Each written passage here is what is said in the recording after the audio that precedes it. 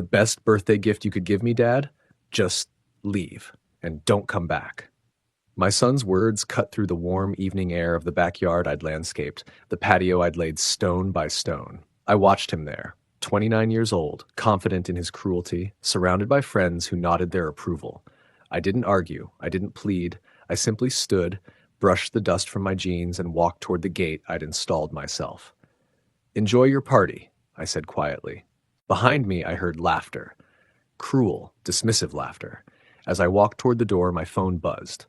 Life, I've learned, has a twisted sense of timing when it comes to delivering lessons about gratitude. Before we continue, please subscribe to stay updated on our latest stories and feel free to share your thoughts in the comments. I was up at 5 that morning, marinating steaks for Michael's 29th birthday. $30 a pound. Sarah had mentioned how divine these cuts were at some fancy restaurant downtown, so naturally that's what we were having. The house was quiet except for Sarah's heels clicking upstairs on the hardwood floors I'd installed last year. Brazilian cherry. $3,000 and 2 herniated discs later, the place looked like something out of her magazines. My phone buzzed while I was dicing potatoes. Text from my foreman asking if I was coming in for Saturday overtime. Double pay on the Morrison project. I typed back, family stuff, and set it aside. Michael's birthday always came first. "Morning, Dad." He shuffled into the kitchen looking rough, messy hair, dark circles under his eyes. The stress from his law firm was getting to him, or maybe it was too many late nights with Sarah's crowd. "Coffee's fresh," I told him, nodding toward the Italian machine Sarah had to have. $2,000 for coffee that tasted the same as my old Mr. Coffee. But what did I know? He poured himself a cup and leaned against the granite countertop. Another Sarah upgrade from the old Formica that made the kitchen look dated. I'd spent my entire vacation installing that granite, cutting and fitting each piece by hand. "So about today," he started, and something in his voice made me look up from the cutting board. "Sarah's parents are flying in from Charleston." "That's great," I said, still dicing. "More family to celebrate with." Yeah, well, there it was, that nervous hair-running thing he'd done since he was a kid. They're kind of particular about presentations. You know how it is. I set down the knife. "What exactly are you trying to say, son?" "Nothing bad, Dad. Just maybe keep it low-key today. Don't go overboard with the whole host thing. Sarah thinks it might be better if you just blend it in more." Blend it in. In the house I built.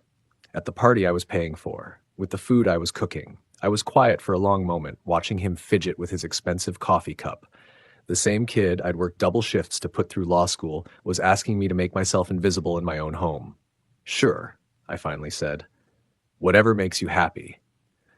But as I watched him walk away, relief spreading across his face, something cold settled in my chest. 29 years of putting him first, and this was what I'd earned. A request to disappear from his life, one small piece at a time. By evening, the backyard was packed. Sarah's parents had arrived in their Mercedes, all polished smiles and expensive cologne. Her father kept checking his Rolex while her mother critiqued everything with that special brand of Southern passive aggression. "What a cozy space," Mrs. Harrison said, eyeing the pergola I'd built. "Very rustic." I was manning the grill, staying in the background like a good little servant, when I overheard Sarah talking to her college roommate by the pool. "Oh, Jeff's been such a lifesaver," she was saying. "He basically rebuilt this entire house for us. For free, of course. He loves having projects to keep him busy since the divorce." For free. Loves having projects. I flipped the steaks harder than necessary, the sizzle drowning out the sound of my grinding teeth. $40,000 in materials and 6 months of my life reduced to a hobby. "Dad seems a little tense tonight," someone said behind me. I turned to see Michael talking to his law school buddy Jake, both of them holding craft beers I'd bought specially for the party. "Yeah, well, he gets like this at social events," Michael said with a shrug. "Never really learned how to just relax around people. Blue-collar thing, I guess." Blue-collar thing. The words hit me like a physical blow. This from the kid whose college I'd paid for with these same blue-collar hands. The kid whose law school loans I'd co-signed when the bank wouldn't give him enough. "Must be nice having him around, though," Jake said. "Free labor whenever you need something fixed." Yeah, it has its perks, Michael laughed. Though honestly, sometimes I think he needs this more than we do. Gives him purpose, you know? That's when I snapped. I set down the spatula and walked straight over to them. Jake saw me coming first and suddenly got very interested in his beer label. Gives me purpose, I said, my voice cutting through their conversation. Michael's face went red. Dad, I didn't mean, no, I think you meant exactly what you said. The entire backyard was starting to turn toward us now. So let me get this straight. 29 years of working double shifts to pay for your college, that gives me purpose. Co-signing loans when your credit wasn't good enough, that's for my benefit. Rebuilding this entire house with my own hands so you could impress Sarah's family, I do that because I'm bored. Dad, you're making a scene, Michael hissed, glancing nervously at Sarah's parents. Am I? Because I thought I was finally telling the truth. I looked around at all the shocked faces. You want to know what really gives me purpose, son? Finding out that my own kid thinks I'm some pathetic old man who needs busy work to feel useful. Michael's jaw tightened. He was getting angry now, embarrassed in front of his friends. Look, we appreciate everything you've done, but you can't just... Appreciate. The word tasted bitter. You appreciate it, like I'm the neighborhood handyman you throw a few bucks to out of pity. That's not what I meant, and you know it.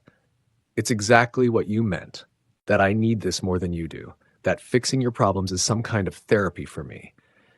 I could feel 29 years of swallowed pride finally breaking free. Well, congratulations, Michael. You figured me out.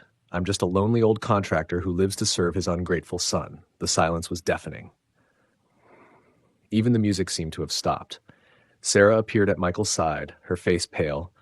Maybe we should all just take a breath. No, Michael said, his voice shaking with anger. No, I'm done with this. I'm done walking on eggshells around him, pretending his constant hovering is normal. He turned to face me fully, and I saw something cold in his eyes I'd never seen before. You want to know the truth, Dad? The best birthday gift you could give me? Just leave, and don't come back. I looked at him there, 29 years old, confident in his cruelty, surrounded by friends who nodded their approval. I didn't argue. I didn't plead. I simply brushed the dust from my jeans and walked toward the gate I'd installed myself. Enjoy your party, I said quietly. Behind me, I heard laughter. Cruel, dismissive laughter from people eating my food in the home I'd built. I was barely at my truck when I heard the commotion behind me. Shouting, then Sarah's voice cutting through the noise. Somebody help! Jeff! Jeff, wait! I turned around to see smoke billowing from the kitchen window. People were streaming out of the backyard, some of them on their phones, others just standing around looking helpless. Sarah came running toward me, her face pale. It's Michael. He went to the grill. The grill after you left said something about finishing the steaks himself. But something went wrong with the gas, and now there's a fire in the kitchen, and his hand is burned, and I don't know where anything is. Of course they didn't, because I was the one who'd installed everything. I was the one who knew where the emergency shutoffs were, where I'd mounted the fire extinguisher, where the first aid kit was stored. I followed Sarah back into the house, found Michael in the kitchen, holding his right hand under cold water, while his law school buddy Jake stood nearby, looking completely useless. There was a grease fire smoldering on the stovetop, nothing major, but enough smoke to send everyone into a panic. Where is everyone? I asked, grabbing the fire extinguisher from inside the pantry door. Outside, Michael said through gritted teeth. Sarah called 911. I sprayed down the flames, took all of 30 seconds, then turned off the gas and opened the windows. The whole emergency was over before the fire trucks would even get here. That's it? I said, looking around the kitchen. This is what had everyone running around like it was the end of the world? Michael's face was red, and not just from the burn. The flames shot up when I tried to adjust the gas. I wasn't expecting. You turned the valve the wrong way, I said, examining the grill controls. This is the on-off. This is the temperature control. I showed you this when I installed it last year. I forgot, okay? It's been a long night. Jake shifted uncomfortably in the doorway. Maybe I should go check on everyone outside. Yeah, maybe you should, I said, not taking my eyes off Michael. After Jake left, I pulled the first aid kit from under the sink and started examining Michael's hand. Second-degree burn on 2 fingers. Painful, but nothing that required a hospital visit. So let me get this straight, I said, applying burn gel with practiced efficiency. 5 minutes ago you told me to get out of your life forever. Now here I am, cleaning up your mess because none of your sophisticated friends know how to handle a simple kitchen fire. Dad, and where exactly was everyone while you were burning yourself? Sarah? Jake? All these important people who think I'm such an embarrassment? I wrapped his fingers with gauze. What were they doing while their host was in trouble? Michael was quiet for a moment, watching me work. Sarah doesn't know where you keep things. And Jake's never really dealt with this kind of stuff. Right. But I'm the one who needs this more than you do, remember? The one who does this just to give my pathetic life some purpose. Through the window, I could see fire trucks pulling up, sirens wailing. The neighbors were gathering on the street, probably wondering what drama was unfolding at the Miller house now. You can tell them it's handled, I said, finishing with the bandage. Unless you'd rather let Jake explain how much help he was. Michael looked at his wrapped hand, then back at me. For the first time all night, he looked uncertain. Thank you. Don't thank me yet, son. We're just getting started. Michael looked confused, maybe even a little scared. His eyes darted between my face and the door, like he was calculating whether this was the moment to make an escape. The confident smirk from earlier had completely disappeared. What do you mean? His voice cracked slightly on the last word. Before he could answer, the fire trucks pulled up outside, followed by an ambulance. Red and blue lights painted the kitchen walls in rotating colors. I could see Sarah through the window, gesturing frantically toward the house with both hands, her designer dress wrinkled and stained with soot. She was probably making it sound like we'd barely survived a 4-alarm blaze. Fire Chief Rodriguez came through the front door first, followed by 2 paramedics and another firefighter. His heavy boots echoed on the hardwood floors I'd installed. Where's the fire? Rodriguez asked, looking around with the practiced eye of someone who'd seen every kind of domestic disaster. Kitchen, I said, leading them back. My voice was steady, professional. Small grease fire on the stovetop, already extinguished. I watched Rodriguez examine the scene, his movements methodical and thorough. He checked the stove, ran his hand along the exhaust hood, even opened the oven to make sure there were no lingering hot spots. I felt a small surge of satisfaction watching him work. This was a man who knew what he was doing, unlike the panic-stricken guests who'd fled at the first sign of trouble. Looks like you handled it properly, Rodriguez said, making notes on his clipboard. Gases shut off, areas ventilated. What happened? My son tried to adjust the grill controls and turned the valve the wrong way, I explained, feeling Michael's face burn with embarrassment beside me. Flame shot up, caught some grease that had splattered onto the stovetop. Nothing structural, no damage to the house systems. Michael shifted uncomfortably, his good hand fidgeting with his shirt sleeve. I could practically hear him thinking about how to spin this story later, how to make it sound less like his father had to save him from his own incompetence. Anyone injured? Rodriguez asked. Burn on his hand, I said, nodding toward Michael. 2nd degree, 2 fingers. I've already applied first aid. One of the paramedics moved toward Michael, a young woman with kind eyes and efficient movements. Let's take a look at that.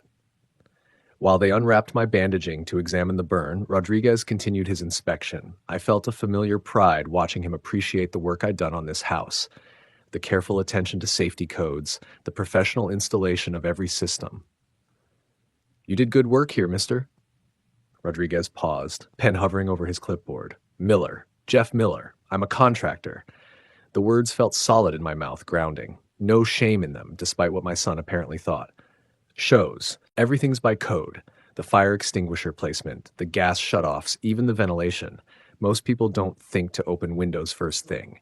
Rodriguez looked genuinely impressed. Your son's lucky you were here. Actually, I wasn't, I said, watching Michael's face carefully. A flash of something, guilt, shame, crossed his features. I'd already left for the evening when this happened. Rodriguez raised an eyebrow. You came back? His wife called for help. They didn't know where anything was. I kept my voice neutral, but I could feel the weight of that statement settling on Michael's shoulders like a lead blanket. The paramedic was finishing up with Michael's hand, her movements gentle but professional.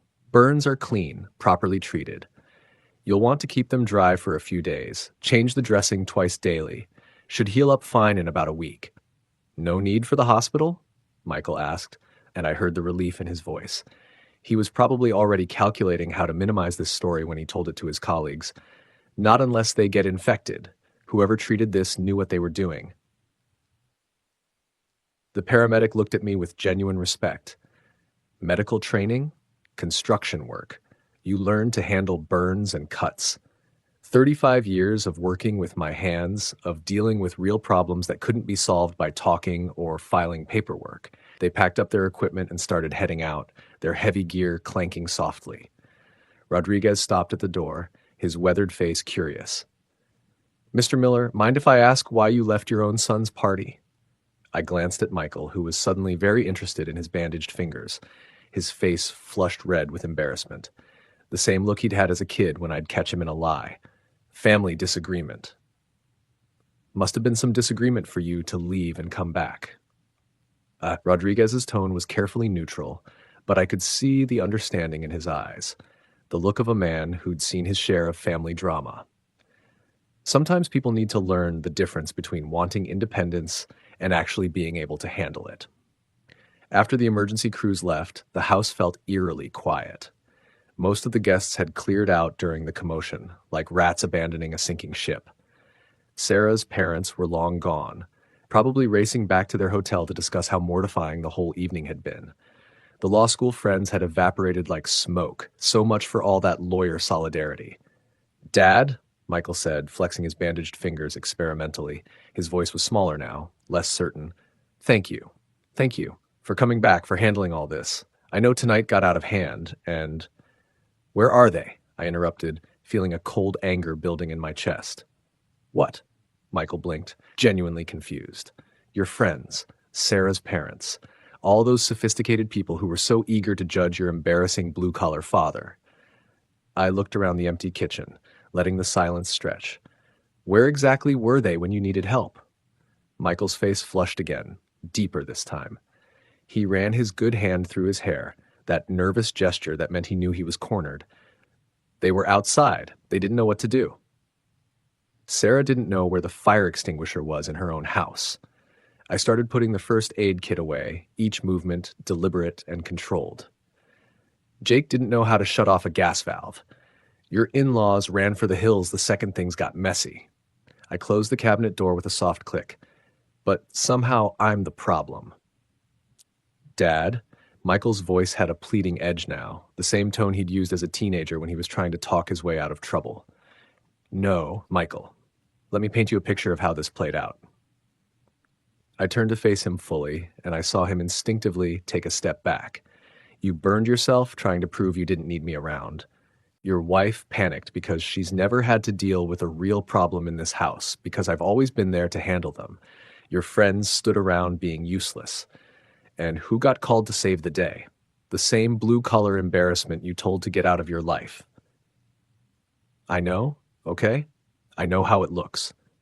His jaw was set now, that stubborn look I remembered from when he was a teenager, when he'd dig in his heels even when he knew he was wrong.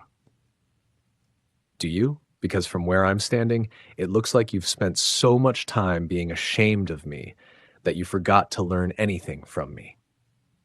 Michael was quiet for a moment, and I could see him wrestling with something. Then he straightened up, his shoulders squaring in that way that meant he was about to double down on a bad decision. "I appreciate what you did tonight, Dad. I really do." His voice was getting stronger, more confident, the lawyer voice he used when he was trying to control a narrative. "But this doesn't change anything. I'm still 29 years old. I still need to handle my own life, make my own decisions. I can't have you swooping in every time something goes wrong." I felt something cold settle in my Stefak. After everything that had just happened, he was still choosing his pride over reality. "Is that what you think this was? Me swooping in? Wasn't it?" He lifted his chin defiantly, and for a moment I saw the spoiled child he'd been before life had taught him any real lessons. I laughed, but there wasn't any humor in it. The sound seemed to echo off the granite countertops I'd installed. Son, you have no idea what swooping in looks like. Tonight was just basic human decency. What you're about to experience is what happens when that safety net disappears completely. What's that supposed to mean? His confidence wavered slightly, uncertainty creeping into his voice. I looked around the kitchen one last time, the kitchen I'd remodeled in the house I'd helped him buy, filled with appliances I'd researched and installed. Every surface, every fixture was a testament to work he'd never appreciated. You'll figure it out. Dad, wait. He reached out with his good hand, but I was already heading for the door. This time, I didn't look back. I drove home to my apartment through empty streets, my hands steady on the wheel despite the adrenaline still coursing through my veins. I sat at my kitchen table with a legal pad and started writing down every bill I paid for Michael, every service that had my name on it, every financial safety net I'd quietly maintained for 29 years, $40,000 a year. That's what his independence was actually costing me. Monday morning, I started making calls.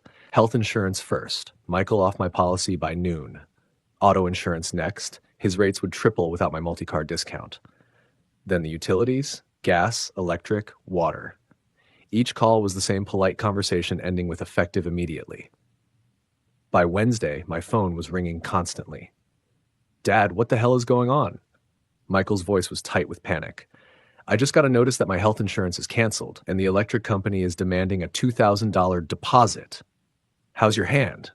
I asked calmly, sipping my coffee. What? My hand is fine, but good. Glad to hear you're healing up properly.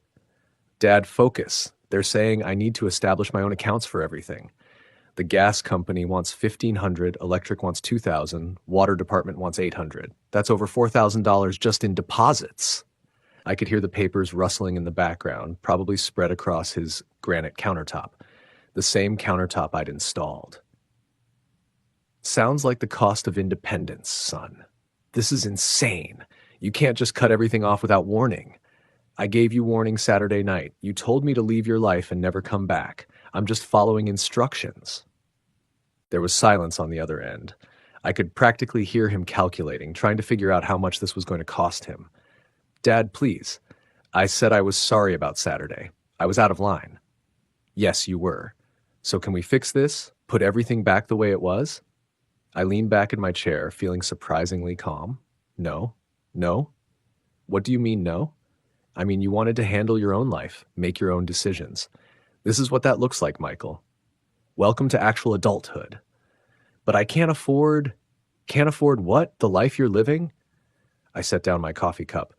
Maybe that's something you should have thought about before you decided your blue-collar father was such an embarrassment. Another long silence. When he spoke again, his voice had changed. Harder, more calculating. You know what, Dad? Maybe this is for the best. Maybe I needed this push to finally cut the cord completely. Something cold settled in my shefak. What's that supposed to mean? I mean, maybe it's time I stopped pretending we have anything in common anymore. You want to play hardball? Fine. Sarah's been saying for months that we should move anyway. Get a fresh start somewhere her parents can help us more. Her parents, I repeated slowly. Yeah, her father's offered me a position at his firm in Charleston. Better money, better connections, the people who actually understand what success looks like. The words hit me like a physical blow. He was threatening to take my grandchildren away, the grandchildren that didn't even exist yet, but might someday. He was threatening to erase me from his life completely. You'd move to Charleston. Why not? What's keeping me here? A father who thinks cutting off my utilities is some kind of life lesson? His voice was getting stronger, more confident. Sarah's right. Maybe it's time we surrounded ourselves with people who actually support our goals instead of trying to drag us down. Drag him down. 29 years of sacrifice, and I was dragging him down. You know what, Michael? You should do that. Pack up and move to Charleston. Let Sarah's daddy take care of you since you clearly need someone to handle your responsibilities. At least he doesn't use money as emotional blackmail. The line went quiet. I could hear my own heartbeat in my ears. Emotional blackmail, I repeated. That's what this is, isn't it? You're punishing me for hurting your feelings, using money to control me to make me come crawling back. I felt something break inside me, not the clean snap of anger, but something deeper, something that had been holding my world together for 29 years. You think this is about control? Isn't it? I hung up the phone and sat in my kitchen for a long time, staring at that legal pad full of canceled services. Emotional blackmail, using money to control him. My son thought 29 years of love looked like manipulation. I picked up the phone and started making new calls. If Michael wanted to see what real consequences looked like, it was time to show him.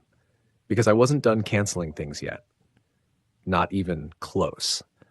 Friday afternoon, I drove to Michael's house with a for sale sign in the back of my truck. The same truck that had hauled materials for countless home improvement projects, the truck that had been at Michael's disposal whenever he needed something moved or fixed. I'd loaded the sign carefully along with my post hole digger, a level, and a bag of quickset concrete. If I was going to do this, I was going to do it right. The neighborhood looked peaceful in the late afternoon sun. Kids were riding bikes on sidewalks I'd helped repair during community work days. Mrs. Patterson next door was watering her garden with the hose I'd helped her connect last spring when hers had burst. Normal people living normal lives, taking care of their own responsibilities. I parked in the driveway and sat for a moment, looking at the house. Every line of it was familiar. The roofline I'd extended to add the master bedroom, the front porch I'd rebuilt when the original one started sagging, the driveway I'd resurfaced 2 summers ago when Sarah complained about the cracks. Hundreds of hours of work, thousands of dollars in materials, all given freely because I thought I was building something for my family. I pulled out my post hole digger and measuring tape. The front lawn was still perfectly manicured. Of course it was, since I'd been paying for the lawn service for 3 years. The sprinkler system I'd installed myself was keeping everything green and pristine, just the way Sarah liked it. Even the mailbox was straight, because I'd reset it in concrete after some kid knocked it over with a baseball. I measured off the proper distance from the sidewalk, had to follow city ordinances, even for this, and marked the spot with spray paint. Then I started digging. The soil was hard clay, the kind that fights you every inch of the way. Sweat started beading on my forehead as I worked the digger, breaking through roots from the oak tree I'd planted the year Michael graduated law school. Back then, I'd thought it would grow up alongside his children, become a family tree with decades of memories. I was about halfway done driving the signpost into the ground when the front door flew open like someone had kicked it. "Dad, what the hell are you doing?" Michael came running across the lawn, still in his work clothes. Expensive gray suit, probably cost more than I made in a week. His tie was loosened around his neck, sleeves rolled up, and his hand was still bandaged from Saturday night. He looked like he'd run straight from his car. I didn't look up from my work, just kept tamping the dirt around the post with the flat end of my digger, installing a for sale sign. A for sale sign? His voice cracked on the last word. "You can't sell this house. This is my house." That got me to stop digging. I straightened up slowly, feeling my lower back protest after years of this kind of work, and looked at him. Really looked at him. Standing there in his expensive suit, his Italian leather shoes planted on the lawn I maintained, his face flushed with indignation in front of the house I'd rebuilt from the foundation up. "Your house?" I asked quietly, setting the digger aside and pulling out my level to check the post. "Yes! My house! I live here! Sarah and I live here!" He gestured wildly at the building behind him like he was presenting evidence in court. I leaned on the post hole digger and smiled. Not the warm smile a father gives his son, but something colder, more calculated. Something that made Michael take an involuntary step back toward his perfect front porch. "Michael, whose name is on the deed?" I watched his face as the question hit him. His mouth opened, then closed. His eyes darted toward the house, then back to me, then to the ground. I could practically see the wheels turning in his head, desperately trying to remember the paperwork from when he'd moved in 5 years ago. The paperwork he'd been too busy to read carefully because Dad was handling all the boring details. When Mom and I got divorced, you said." His voice was smaller now, uncertain. "I said you could live here, I said I wanted you to have stability. I went back to digging, using the manual auger to make the hole deeper. I never said I was giving you the house. But I've been making mortgage payments. The desperation was creeping into his voice now, the same tone he'd used as a teenager when he was trying to talk his way out of trouble. You've been paying me rent. I poured some quick-set concrete into the hole around the post. Very cheap rent, actually. About half what this place would go for on the open market. I added water from the bottle I'd brought and started mixing it with a stick. But then, I wasn't trying to make money off my son. I was trying to help him get on his feet. Michael's face had gone white. He ran his good hand through his hair, that nervous gesture that meant his world was crumbling. Dad, you can't be serious about this. Oh, I'm dead serious. I attached the sign to the post with heavy-duty screws, making sure it was level and secure. The red and white for sale letters caught the afternoon light perfectly. See, something you said on Wednesday really stuck with me, about emotional blackmail, about me using money to control you. I was angry. I didn't mean. He took a step closer, his hands raised like he was trying to calm down a dangerous animal. No, you meant it. I looked him straight in the eye while I tightened the last screw. And you know what? You were right. I stepped back to admire my work, checking the sign from different angles to make sure it was visible from the street. I was using money to control you. I was enabling you to live beyond your means, to take me for granted, to treat me like hired help instead of your father. Dad, please. His voice broke slightly on the word please. I'm done enabling, Michael. I'm done being your personal bank account, your emergency contact, your backup plan. I started gathering my tools, placing each one carefully in the truck bed. I tried to be a good father. I sacrificed my own comfort, my own retirement, my own life for 29 years to make sure you had everything you needed. I know that. I appreciate. Do you? I laughed, but there was no humor in it. The sound echoed off the house walls I'd insulated myself. Because what I've learned this week is that you don't appreciate it. You resent it. You see my love as manipulation, my help as control, my presence as embarrassment. Michael was quiet now, his lawyer instincts probably telling him that anything he said would only make things worse. He stood there fidgeting with his bandaged hand, probably realizing for the first time that his perfect life had been built on someone else's foundation. So here's what's going to happen, I continued, pulling on my work gloves to load the post hole digger. You've got 30 days to find somewhere else to live. I suggest you take Sarah's father up on that job offer in Charleston. Start fresh, like you wanted. 30 days? His voice shot up an octave. Dad, we can't find a place and move in 30 days. Do you know what the housing market is like right now? Sure you can. You're a lawyer, Sarah's got family money, you're both young and capable. I hefted the digger into the truck bed with a satisfying thunk. You'll figure it out. I started walking toward my truck. Unless, of course, you need your embarrassing blue-collar father to help you with that, too. Dad, wait! He followed me, actually running to keep up, his expensive shoes slipping on the grass. We can work this out. We can sit down and talk about this like adults, like civilized people. I stopped at my truck door and turned back to him, keys in hand. Adults, Michael, adults don't live in houses their parents own while calling those same parents manipulative. Adults don't take financial support for granted while being ashamed of where it comes from. I unlocked the truck door with a deliberate click. Adults don't threaten to move away when their free ride gets canceled. I never threatened. You told me you were moving to Charleston to get away from people who drag you down. You told me Sarah's parents understand success better than I do. I could feel my voice getting harder, more controlled. Well, congratulations. Now you get to find out what success looks like when you're actually paying for it yourself. I opened the truck door, and the familiar creak of the hinges seemed to punctuate my words. Michael was still standing there, looking lost and confused, the same expression he'd had as a kid when he couldn't figure out how to fix something he'd broken. Dad, please, don't do this. We're family. His voice was barely above a whisper now. I paused with one foot on the running board. You know what, son? Family doesn't threaten to cut each other out of their lives when they don't get their way. Family doesn't call love emotional blackmail. And family sure as hell doesn't treat the person who built their house like an embarrassment. I got in the truck and started the engine. The old Ford rumbled to life with the reliable sound of something built to last. Michael was still standing in the driveway, looking smaller somehow in his expensive suit. You wanted independence, Michael. You wanted to handle your own life without your old man hovering around. I put the truck in reverse and started backing out. Well, you've got it. Every single bit of it. As I drove away, I could see him in my rearview mirror, standing next to that for sale sign, like a scarecrow in his own front yard.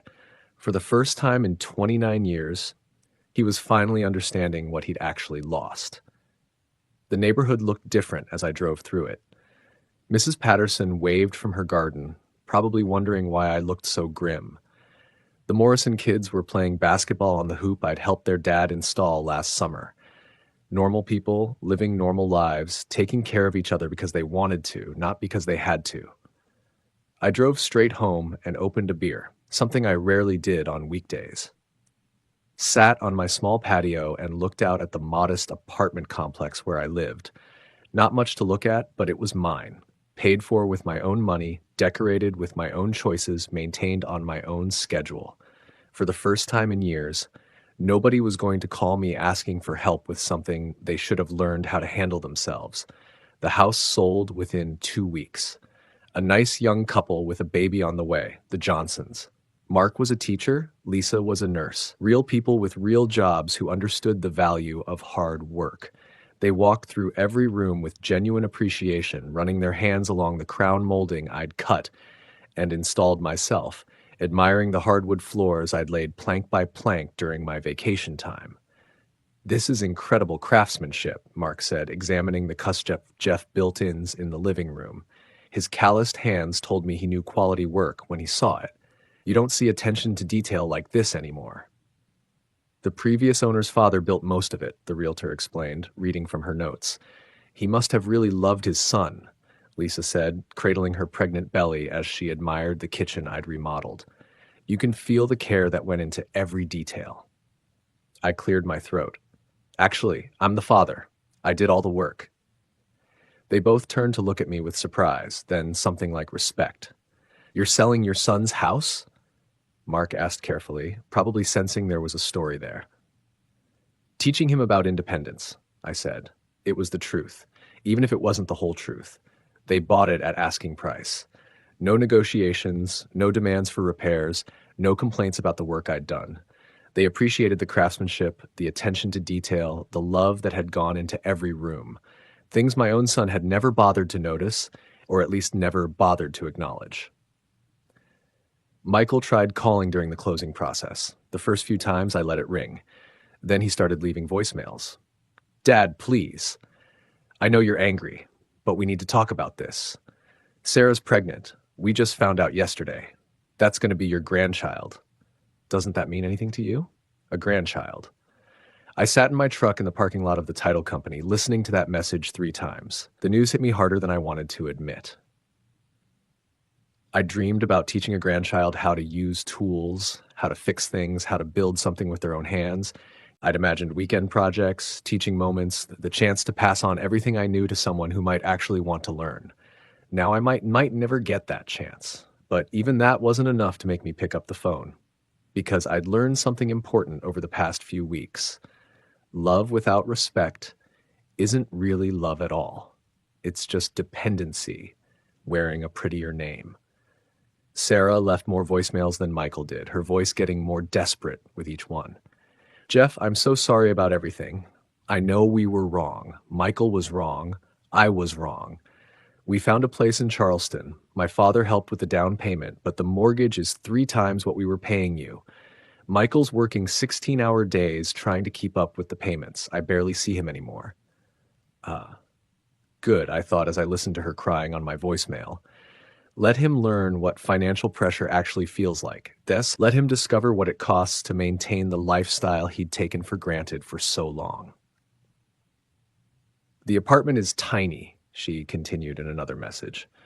"1 bedroom, no yard, no garage for Michael's tools. Not that he knows how to use them anyway. We had to put most of our furniture in storage because there's no room. And the neighbors, Jeff, they party until 3 in the morning. Michael tried to talk to them about it, but they just laughed at him. I could picture it perfectly. My son, who'd grown up in suburban comfort, trying to assert himself in some rundown apartment complex where his law degree and expensive suits meant nothing. We could really use your help, another voicemail continued, and I could hear the exhaustion in Sarah's voice. Not financially. I know we burned that bridge. But advice. Support. You were the only father figure I ever had, and now I'm going to be a mother and I don't know how to do any of this without you. That one almost broke me. Sarah had lost her own father when she was 12. Cancer, quick and brutal. I'd been the one to walk her down the aisle when she and Michael got married, because her mother had remarried someone Sarah barely knew. I'd been the one she called when she needed advice about everything from car trouble to career decisions. For a moment, sitting in my kitchen with the phone in my hand, I considered calling her back. She didn't deserve to suffer for Michael's mistakes. But then I remembered Michael's words about emotional blackmail, about me using money to control him. I remembered the laughter from his friends when I'd walked away from his party. I remembered 29 years of being taken for granted, of having my love treated like a business transaction. Sarah had made her choice when she sided with her parents, when she whispered about me keeping me in the background at their parties. She'd chosen Michael's version of success over the man who'd actually made that success possible. Maybe they could work things out after some time passed, Sarah had said in one message. Maybe we could rebuild this relationship once everyone had cooled down and learned to appreciate what they'd lost.